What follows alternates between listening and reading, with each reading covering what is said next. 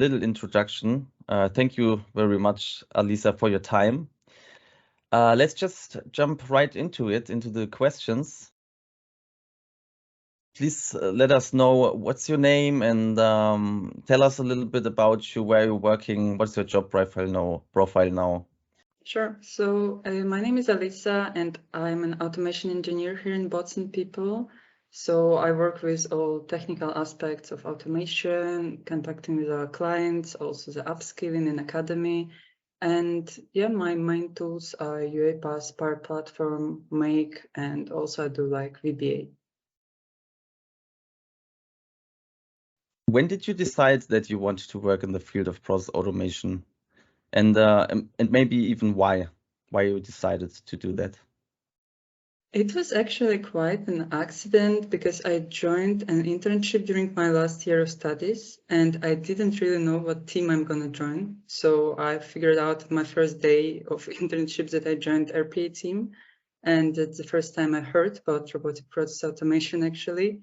And yeah, for the next year, I was starting my career in RPA. So it was just an accident. Yeah, because basically, as I'm based in Poland, it was not so popular technology 4 years ago. I don't think many people heard of it, including me. And there were like probably several teams in the whole Poland even working with that. How did you proceed to become what you are? What is basically your process automation story? So after this internship, I decided to join EY full time. I was working as RPA developer for the next around 3 years.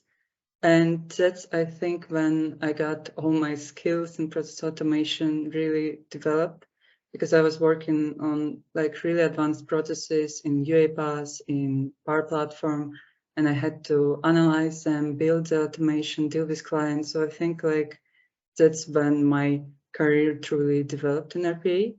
And after those almost 3 years, I joined Bots and People, and now I work in this career also, but from a kind of a different angle, let's say. Did you teach all your skills yourself?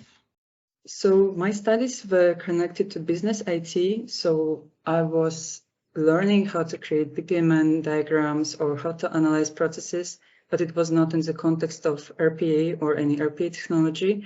So during the internship, I had several like mentors in our team that were teaching all the interns how to develop processes, and first initial knowledge I got from them, but everything else I think I learned on my own with help of internet. When you started in the process automation field, what were your first thoughts you had back then, or even worries before taking the job, maybe even regarding your gender? So during my internship, because we were mostly working kind of like under the wing of other more experienced developers, I didn't have to deal with like clients or other departments basically. So I could not feel, let's say, any harm from the outside world. However, when I started already working on my own with the clients or with other departments, that's when I could really feel that my opinion was sometimes second guessed. Or, for example, during the calls with clients, I was not addressed with questions, but my male colleagues, even if they were less experienced than me.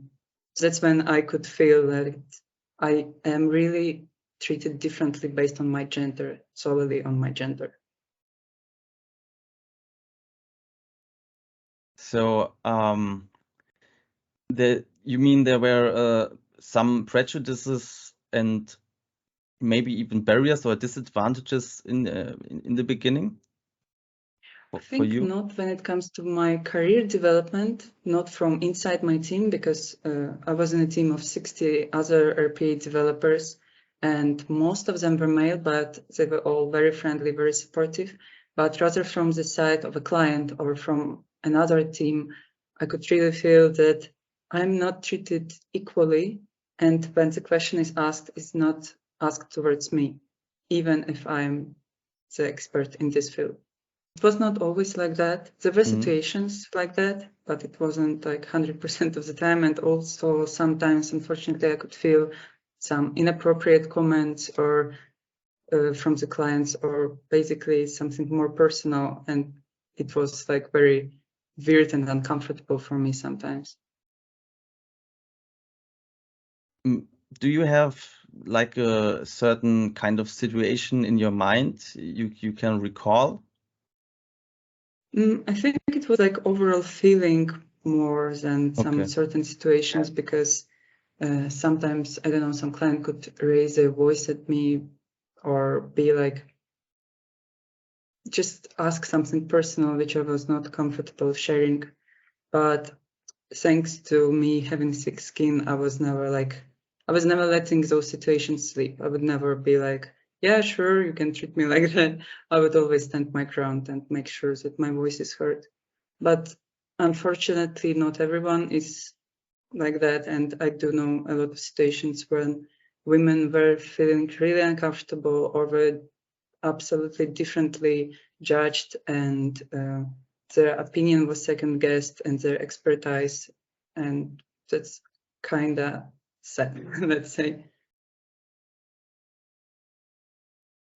Do you think that it that these prejudices, barriers, or even disadvantages that they still exist, or have they changed at least a little bit? I think it is changing, and it's changing thanks to the situation in the world changing, and the feminist movements are being more and more heard and valued.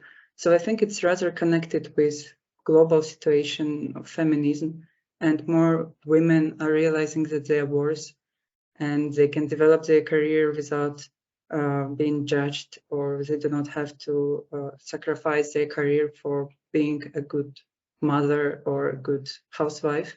And they tend to explore more technologies, explore IT, and they are not afraid anymore. So I think it's more connected with like global movement. Is there something which comes to your mind which has to be done or needs to be done to reduce the so-called barriers, disadvantages, and prejudices? I think it's kind of difficult to say specifically to RPA, but I think it's rather a global situation, and when it changes in the world, it will help like also those small, let's say, industries to change and attract more women to start working in it. But I do like that there are more and more, let's say, some courses or some workshops that are specific for women, and where they can feel safe with asking questions, do not feel judged, because I think that women do feel more comfortable in the female surrounding. So I do like that there are some like workshops that are specific for women. Do you think that the field of process automation needs more women? Absolutely. And I do actually prefer working with women in when developing bots or with anything connected to process automation, or in general, to be honest. I think that process automation requires a lot of creativity, but also diligence, and also being organized and attention to details. And I think that women are great in it. So I would be so happy if more women would join RPA, to be honest. It's my dream. Do you already have the feeling that more and more women are joining the process automation club? Yeah, I do think so. I see more and more women, I don't know, on LinkedIn, like starting their careers in RPA, or also in our team in Boston People, we are mostly like females working with clients. So I do think that it's getting better and more women are joining process automation. What advice would you give to women who want to get started with process automation? I would say do not be afraid and do not think that you're going to be judged. And whenever you feel uncomfortable, or whenever someone abuses you mentally, verbally, in any way, or you feel that you are in disadvantage, just report them. Report them. Do not be scared that it's gonna like ruin your career or someone's career. You should stand your ground. You should make sure that your voice is heard, and just be proud that you are a woman and you are doing that. All right. I guess these are very good words to close this interview with. Thank you very much for your insights and for your time, Alisa. Thank you, Mike. Goodbye. Bye-bye.